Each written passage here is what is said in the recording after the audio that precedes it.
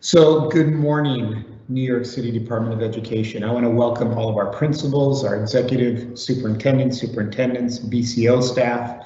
I also want to welcome our partners from CSA and from UFT. Thank you all for joining us on this webinar. I know that you have a million things to do, and I really appreciate you taking time for this important webinar.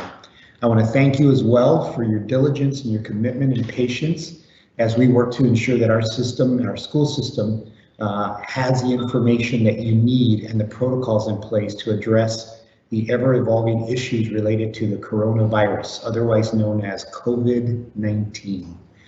Now, my colleagues and friends, you have a lot to do. You have a lot of priorities, but I'm going to ask you this. This must become one of your first priorities for the foreseeable future. We are in a state where things are not usual. They're not the same. But the purpose of this webinar is not to inflame concerns, it's to give you facts. It's to make sure that we as a system have a protocol and a process so that you get the information you need to be able to lead in the way that we know you want to lead. So again, we don't want to inflame any fears, but we want to give you facts. We want to make sure that you have what you need. In recent days, the New York City Department of Health has confirmed the first cases of novel coronavirus, COVID-19, connected to New York City. The safety of students and staff, as you know, is our top priority. And we've been working closely with the Department of Health and Mental Hygiene to ensure that protocols and processes are in place. We have been providing guidance to staff and families, and it has become available to us, and we're committed to continuing to provide you with the information that you need. I'm going to ask you to, if you haven't done so, to take a look at the guidance that I provided from my office yesterday. Take a look at it. It's the most comprehensive and concise guidance that we have provided to date. You're going to get more guidance today. All of the guidance related to the COVID-19 situation will be coming directly from the Chancellor's office. It won't be embedded in the P Weekly. It won't be from any other Deputy Chancellor's office. It will come directly from me. I'm going to ask that you please make sure that you take a look at it. There'll be more guidance today.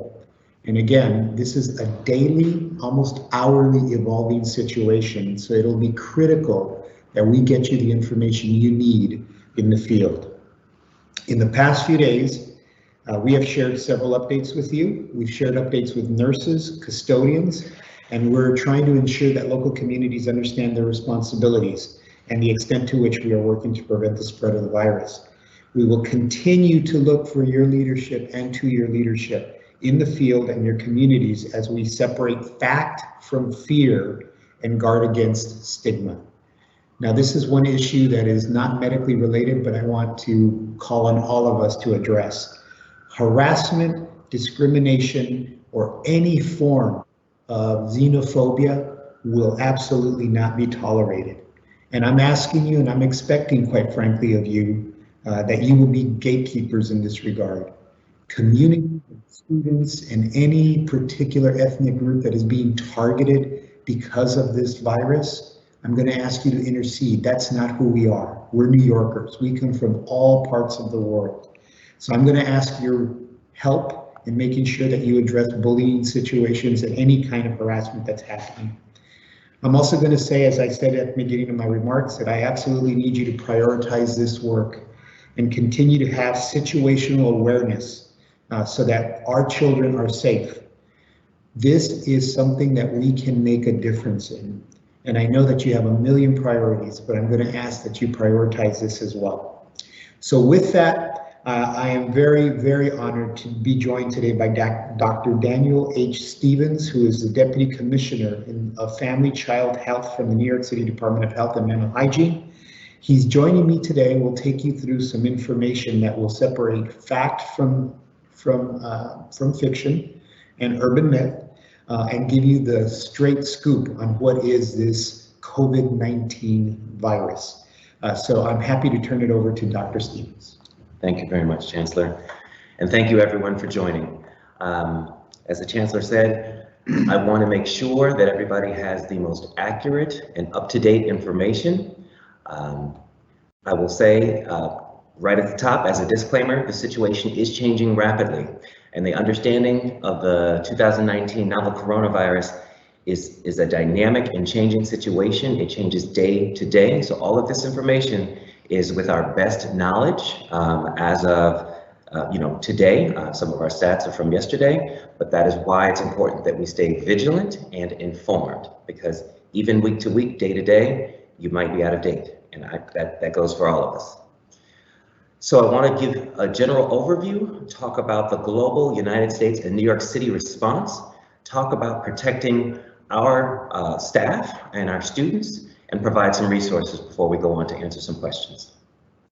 So starting with the basics, what are coronaviruses? They are a large family of viruses that are actually akin to some of our common colds, right? So the novel coronavirus is in the same family. Many coronaviruses only infect animals and aren't actually transmitted to humans. This virus itself started in an animal population. It was believed to be passed along in an open air market in the Hubei region of China. When we say novel, that is a new coronavirus. So it has previously not been seen in humans, and it was only found in animals. So this outbreak began and it was identified in December of 2019. It started as a respiratory disease in Wuhan, China. That's the Hubei province. As I've mentioned, it transitioned out of animals into humans. By testing, Chinese scientists identified a coronavirus that they hadn't seen before, and so the disease was named COVID-19. While the virus is still named coronavirus, when you hear COVID-19, that's referring to the specific disease presentation in people. So how does this present? How do we spot this? How do we identify this? So there's an incubation period that is somewhere between exposure and when symptoms first show up, and that time can be anywhere from 2 to 14 days. Importantly, symptoms include fever, cough, shortness of breath. Now I realize this is flu season and those symptoms sound like they could be a part of any number of other viruses. And that's why it's important that we're vigilant and that we take care to follow all the protocols to really figure out what is going on with people when they present with these symptoms. So to be clear, there is no current treatment. While there is medication and vaccine research underway, there is no treatment, there is no preventive measures medically in terms of medications or antibiotics. This is a new virus. So how is it transmitted? So it's not fully understood yet how it's transmitted. It can be, and it has been confirmed that it can be transmitted from one person to another. People are thought to be most contagious when they're most symptomatic. When they're the sickest, that's when they're most likely to pass it on. Some spread might be possible for people before they show symptoms, although that is not, from what is found so far, the main way this virus is spread. It's important to note. It's thought to be spread between people who are in close contact with one another, between 6 feet. And that's because the droplets, the respiratory droplets that come out when people cough or sneeze, the bigger droplets only travel about 6 feet. So this slide is just to show the global distribution of coronavirus. This is updated as of yesterday. All of these numbers may be different today. Again, you want to stay up to date. I think the main point here is to show that a predominance of the over 95,000 cases are in China. But we're starting to see disease prevalence throughout the world, including in the United States and New York. So as I mentioned, there are over 95,000 cases, primarily in mainland China. There are about 16,000 or more outside of mainland China and more than 3,000 deaths globally. Again, most of those are focused or have been in mainland China, and they have been mostly in adults and older people with underlying health conditions, underlying respiratory conditions like asthma or chronic lung disease. So the US case distribution, there are over 158 cases confirmed in the US. That includes travel-related and person-to-person related transmission. Again, these numbers are not up to date. The number of cases confirmed in New York City was 4 as of last night. With over 10 in New York State. Again, stay up to date, again, as information changes day to day. So what has happened in terms of our response? So the US response, the Novel Coronavirus Task Force started with the Centers for Disease Control, who rapidly developed a diagnostic test.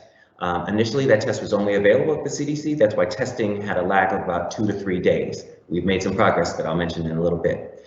The Center for Disease Control issued travel warnings for level 3 for China, Iran, Italy, South Korea, and a level 2 warning for Japan. Now, those were just updated as recently as of the 4th. And again, it's a dynamic situation. So those are the countries as of today.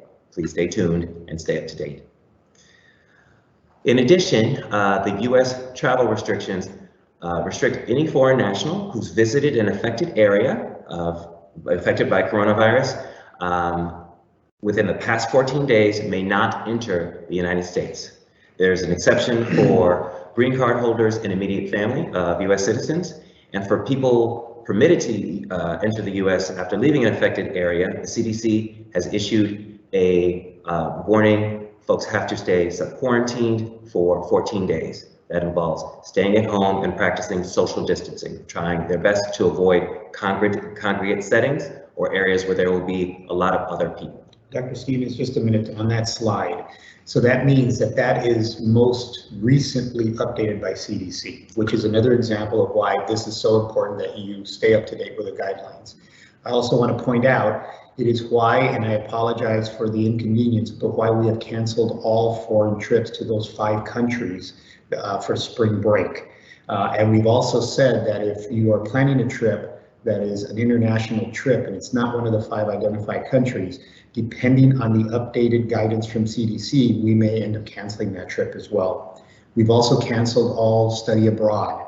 So any students going to stay in any one of those countries, those are canceled. And any students from those countries coming to stay with host families here in New York City have also been canceled. It is all based on what we are getting guidance from the CDC. Thank you, sir. Yeah, thank you. And we'll talk in some greater detail about what that means in terms of quarantine, but that's very, very good information as it relates to our work together. So I want to talk a little bit about the New York City response because it's active on multiple levels. It began with enhanced surveillance. We've been doing this for weeks and weeks. That's surveillance to identify possible cases. This is in the beginning of an outbreak. We are in containment mode, trying to make sure that we are monitoring, keeping vigilant, and identify where cases or potential cases could be. We're implementing federal monitoring requirements, as we mentioned. You've seen data about folks traveling in from the Hubei province for weeks have been met at the airport with guidance and screening and making sure that folks are assessed clinically as they enter the country. This next piece is really important, educating the public. It's third on the list, but it is by no means third in priority. That's a huge part of this. This involves targeted outreach to impacted communities, providing guidance, providing clarity, separating fact from fiction. This instills a lot of concern from families, and rightly so. Folks want to know more, but there is a lot of information out there. And it's really important for all of us, as you mentioned, Chancellor, to be really familiar about the facts. And even the facts, if you have them on one day, can change day to day. So it's continuously staying informed and continuously being updated. So that's a large part of our efforts in partnering with you to make sure that all of our school communities and our families are safe. We will also provide guidance to healthcare providers. We want to make sure folks know what to do when families come to them. And so that's being clear about case definitions, infection control precautions, testing. It's a changing and dynamic landscape for providers as well, and we want them up to speed. And the last thing is laboratory testing. As I mentioned, initially testing was only available at CDC, then our state lab came online, our city public health lab is now online, and soon we're going to have some commercial lab partners come online very, very shortly. And so we're ramping up capacity. We're not yet where we need to be. We're not yet where we're going, but we're not where we were, and we're building up. So a couple of just broad messages here. Folks have asked different questions. Is it safe to receive packages from China? Yes. From previous analysis, we know coronaviruses do not live long on objects such as letters or packages. You'll hear that coronavirus can live up to a number of hours. For packages coming from China, there is no concern for folks about receiving packages that originated from China. Another question about antibiotics. Are antibiotics effective in either preventing or treating coronaviruses? No, they are not. Antibiotics are only active against bacteria, and so this being a virus, it is not effective. You may, however, have heard that hospitalized patients are receiving antibiotics. That's because when folks get very sick, they become susceptible to other infections. So someone can have a viral infection and then, in addition to that, have a bacterial infection. So in that case, they would be treated with antibiotics, but that is not a common or widespread use of antibiotics. They are not effective. And I just wanted to, in this slide, currently, despite all of the news, I want to emphasize the current risk to New Yorkers is low. We recognize that uncertainty is scary. I heard someone say we have an outbreak of coronavirus, but we also have a pandemic of misinformation. And I think it's important to kind of frame that. We want to make sure we understand where we are in our response and do our best to make sure everybody has what they need to respond in kind to keep us as safe as possible. New York City has experienced outbreak responses before and is working hard to stop any potential spread and be prepared in the case that it does. We've experienced outbreaks before. We had the H1N1 pandemic in 2009. Right? We, as a city, folks chipped in. We did what we were supposed to do. They stayed home when they weren't feeling well. We've done this and we've done this well, and we have all faith that folks in New York can continue to do so.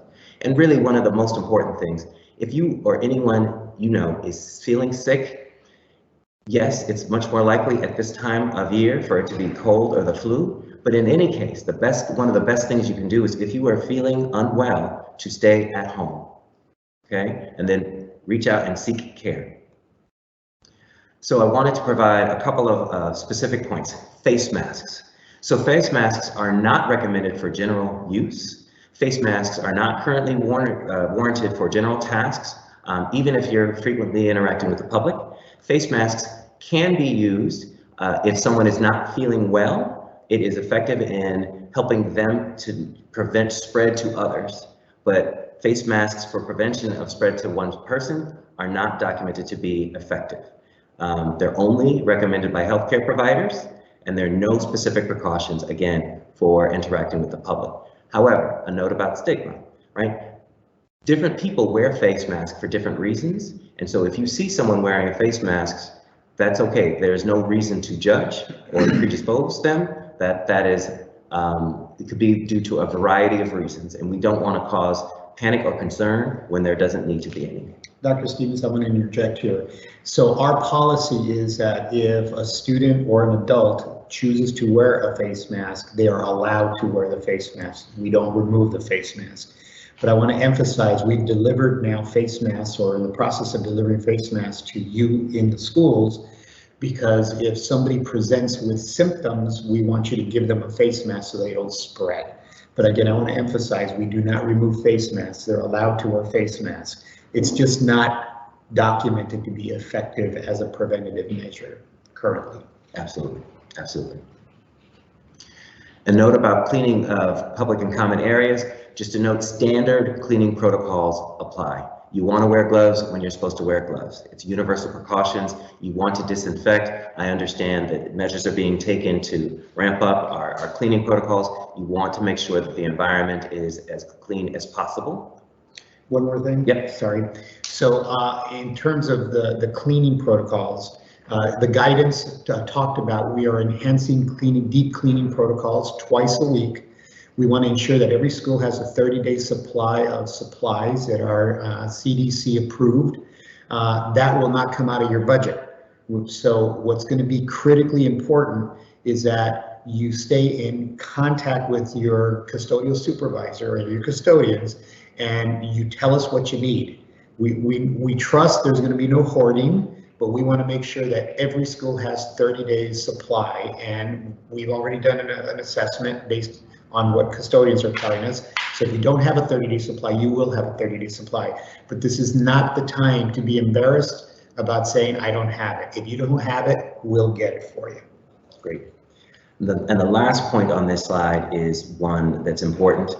After cleaning and general good hand hygiene practices are definitely called for. So after cleaning, use soap and water to wash your hands for 20 seconds. Now that's a long time if you actually count it out. but you do want to try to wash your hands. If that's not available, use an alcohol-based hand sanitizer. May I interject one more time? Sure. I'm going to give you two things to remember about how long do you wash your hands. When you're washing your hands, sing the happy birthday song to yourself twice.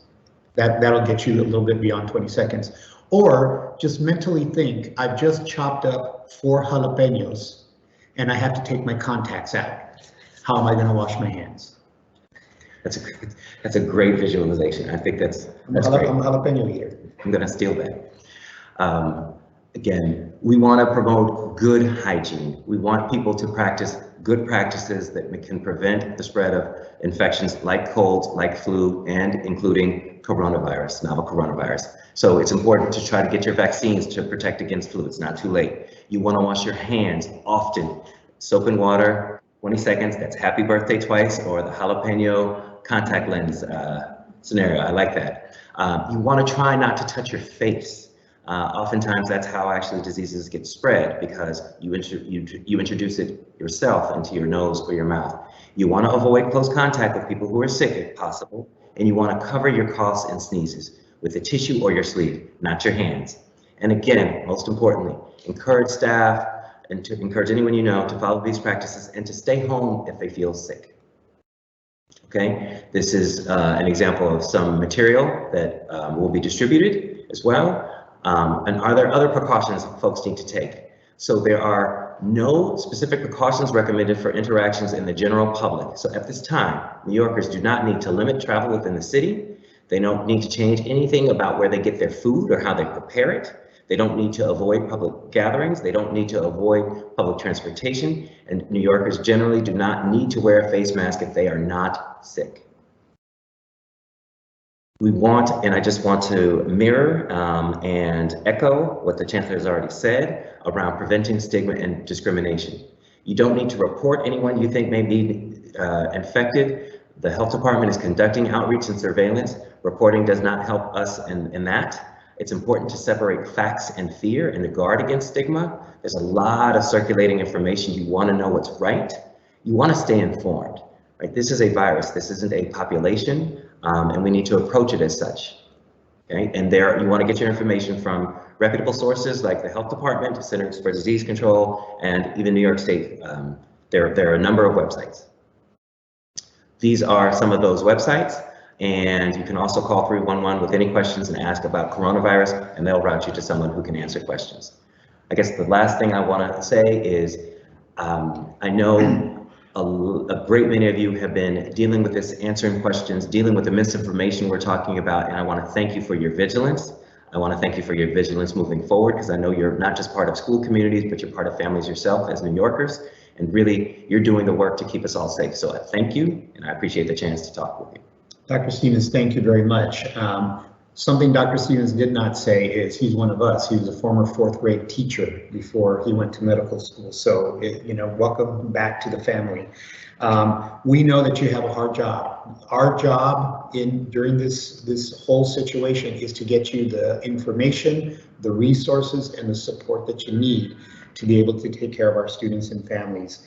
I have a question for you, Dr. Stevens. We will also be answering your questions. We have some questions that have already come in, but every question that gets asked, there's a button on the webinar that you can ask the question. Ask the question. We're going to get that out to everybody in written form as well, so that you have that as well. But Dr. Stevens, one of the questions that often gets asked is, how contagious is this? And people have said to me, is this like the measles, which is extremely contagious? Can you talk a little bit about the contagion in terms of contrasting with something like the measles? Sure.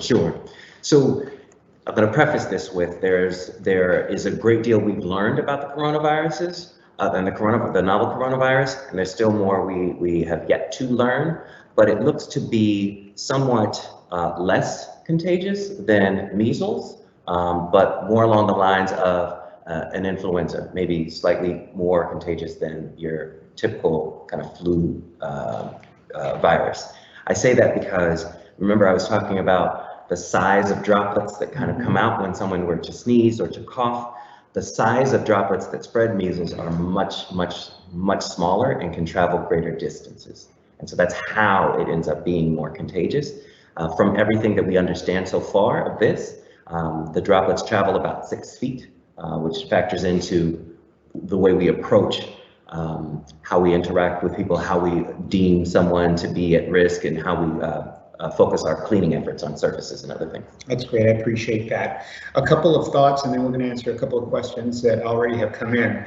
As of this moment, there are no New York City Department of Education students under quarantine, and that's important to understand. There are no students under quarantine, mandated quarantine. We recently had a situation in a school where a group of students and staff members over the winter February break went to Italy before Italy was put on the list. They have since returned. Every one of those students is not presenting any symptoms, and they are about 12 days out. The incubation window is 14 days, so they're almost out of the incubation window with no symptoms. One staff member did present some symptoms. She was tested and found to not have the virus. She just had the flu. So again, this is why we have to just be very sober about what it is. What I'm going to ask you, my colleagues and friends, is that you know your communities better. So you just need to make sure that you're sharing information with your borough health officer or your superintendent or your executive superintendent. If you know of trips, if you know of staff members that have gone on a trip somewhere, all information is valid, but you know your communities better, and that's the kind of information that we need.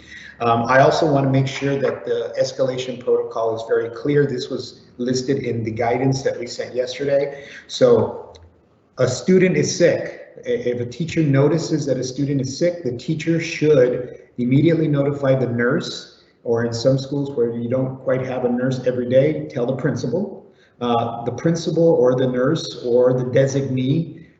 Then if the student is sick, complaining of a fever, cough, shortness of breath, has been to one of the designated 5 countries, and that is in the guidance as well, that's where that mask will come in. They should give the student a mask, call the parent to pick the student up, and advise the parent to call a medical provider. Again, if the parent is unsure, 311 will get them to the closest medical provider. There should be an adult that waits in the room with the student, with at least 3 feet away from the student, but we're 6 feet away from the student. And the adult in the room should wear a mask as well, just out of caution. This is what's critical. The nurse or the principal should inform the health director. That's critically important, and also contact the superintendent or the borough office. It's important because our health directors and our borough offices are coordinating with the Department of Health, and we need to have real-time data of who is presenting, who's not presenting. The Department of Health will give guidance from there. So we try to make it as simple as possible, but I'm going to ask for your help in making sure that happens.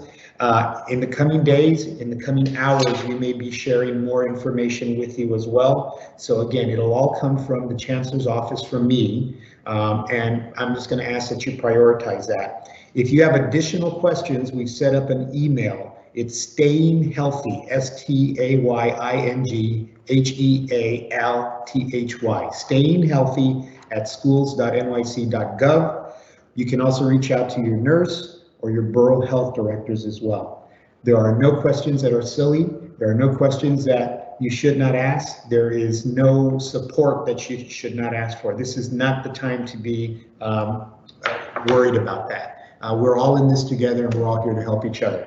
Now, I just have a question that came in. It's a good question. It's an HR question. If a staff member has to self-quarantine, will they be paid? So we have our labor partners on here. We're having conversations, and we will have conversations about what that looks like. So we're working on finalizing what that staffing policy will look like. In the meantime, if a staff member has to self-quarantine, let them self-quarantine. We will work that out. Health and safety first, and we'll get you that policy formalized very soon. Any other questions that you've gotten, Dr. Stevens? Yes. Let me take this question. It's a travel question, and I know we talked about it, but it's a good one. What are the countries identified as level 2 or higher for coronavirus, and will this change? And so this is a good point. So as of March 4th, the CDC issued guidance saying travelers returning from affected countries, and those are listed as currently China, Iran, Italy, Japan, and South Korea, identified by the CDC, should stay at home for 14 days from the time they left the affected country and monitor their health and avoid contact with others. If returning travelers from those countries develop fever or cough or any trouble breathing, they should reach out to their medical provider and seek care and tell them about their symptoms and their recent travel history. And the second part of that question is important. Will this change? Again, we want to stay as up to date as possible. Again, the list of countries was different before the 4th. When these guidances are given, they don't apply retrospectively, meaning they go into effect right when they do. So you may have heard of folks that went and traveled before March 4th, and they were not required or asked to be quarantined, and that's correct. This applies as of the date of issue. So as of March 4th, these are the countries, again, I'll mention them: China, Iran, Italy, Japan, and South Korea. Again, stay tuned. Guidance changes depending on what we're seeing worldwide in collaboration with all of our partners, the WHO and Johns Hopkins, everyone at CDC. That may be likely to change in the future, but we will definitely be vigilant about checking and updating all of our partners. And Dr. Stevens, to that point, we've asked our superintendents to give us a listing of all of the planned international trips going forward. And some of you may be saying, well, I'm not going to any one of those 5 identified countries, but what we're doing is we're submitting those trips and itineraries to the Department of Health, because as this is a fluid situation, they may have information about what's developing in the world that we don't have. And we just want to make sure, out of an abundance of caution, that you're not inadvertently sending kids and staff into an area that may become one of those identified areas. A couple more questions, some more questions that have come in. What is the school's responsibility for providing schoolwork or instruction for students who are quarantined? The immediate answer is the same as you would do for any student that's on an extended absence. Do the same thing, but we're finalizing some guidance around instructional resources that you can expect from us, and the expectations related to students that are in quarantine. But the immediate answer is keep doing what you do for students that are out for a little while, and we're going to support you in whatever you need.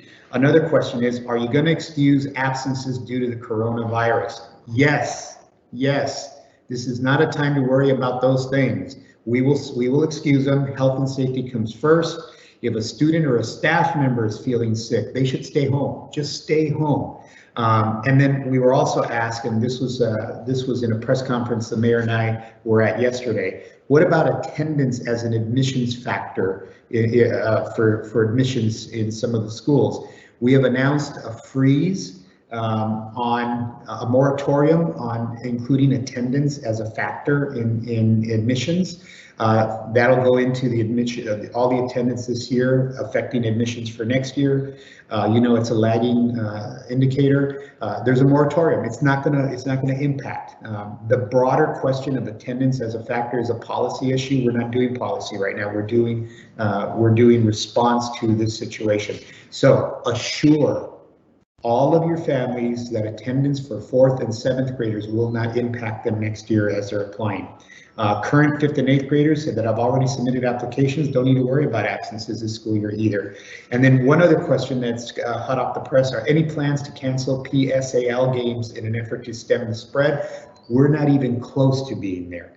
As Dr. Stevens has said, the footprint, we are vigilant. We are being very, very thoughtful about it, but we're nowhere close to canceling events or doing anything like that. We will continue to work very closely with the Department of Health. If circumstances warrant it, you will be the first to know. But as of right now, no, we're not canceling. Just follow the precautions that we've talked about. You have any other questions, Doctor? I do.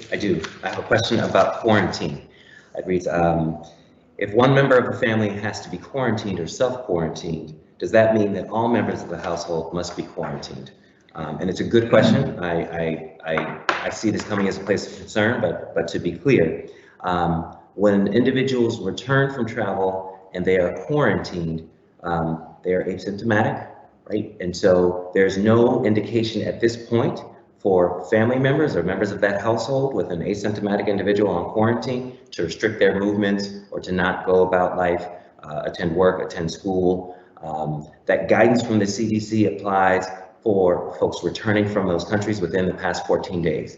We watched them for the incubation period. That's where 14 days came from, but there's no indication that there needs to be any activity or life restrictions on members of that household, as long as they stay asymptomatic. And I have another question here. Is it true that children can be carriers and not show symptoms? And so a lot of what we know about viruses generally, we try to apply as we're learning about other viruses. So based on what we know about influenza and other viruses, it is true that children can, because of their immune systems and their overall health and wellness and well-being levels, they can be asymptomatic carriers. That means they can have something and not show symptoms. However, in this coronavirus particular outbreak, we have no indication that children are spreading or somehow putting other folks at risk by being in congregate settings when they have no symptoms and no risk factors. And so I can say that in the viral illness generally, yes, children can be carriers and not show symptoms, but for what we know of this coronavirus, there's no indication to restrict children's activity levels or their participation when they're not showing symptoms. Again, if folks do start to show symptoms, we want to follow our protocols. We want to be vigilant about checking for them. We want to make sure if folks aren't feeling well, that they are kept home and they seek care. Yeah, so yesterday at the press conference, Dr. Barbeau spoke of it has to be much more of an intimate contact, right? The icky stuff, the sneezing, the spit, the mucus, all that stuff. So really appreciate you clarifying that. I want to remind everyone that there is a button there to submit your question. If you haven't done that yet, please submit your question. We are going to get written FAQs out based on those questions. If you happen not to be able to get your question in, I want to remind you again, staying healthy at schools.nyc.gov. Submit your questions there as well. We're going to aggregate all of these questions. We're going to have a running FAQ to make sure that you have the information you need. A reminder, let us know. We want to be in your business. We don't want to be in your business, but we want to be in your business. Let us know what's going on in your school. It's critically important so that we can help you. If you need stuff and things, let us know about those stuff and things, especially cleaners, sanitizers, whatever you need. Do a walk around your building. Have your staff do a walk around the building. Check your soap. Check your soap. Make sure your faucets are working. We don't want to leave anything to chance. And I want to also remind you that you will all receive a copy of this presentation. So if you want to show it at a PTA meeting, you want to show it at a faculty meeting, you can do that. It is being recorded as well, so we'll make that available to you. Share it far and wide. Again, I want to thank you, and I want to thank Dr. Stevens for being here to dispel some of the urban myth and give you the facts. We're going to continue to give the facts. It'll come directly from me, but I want to thank you for your leadership, and I want to thank you for guiding our community through a time where it could be very confusing and there could be widespread pandemic of misinformation. We want to stem it, and we're starting to do that right now. So thank you for your leadership. Have a great rest of your day, and go out and eat in Chinatown. Great food. Thank you. Thank you.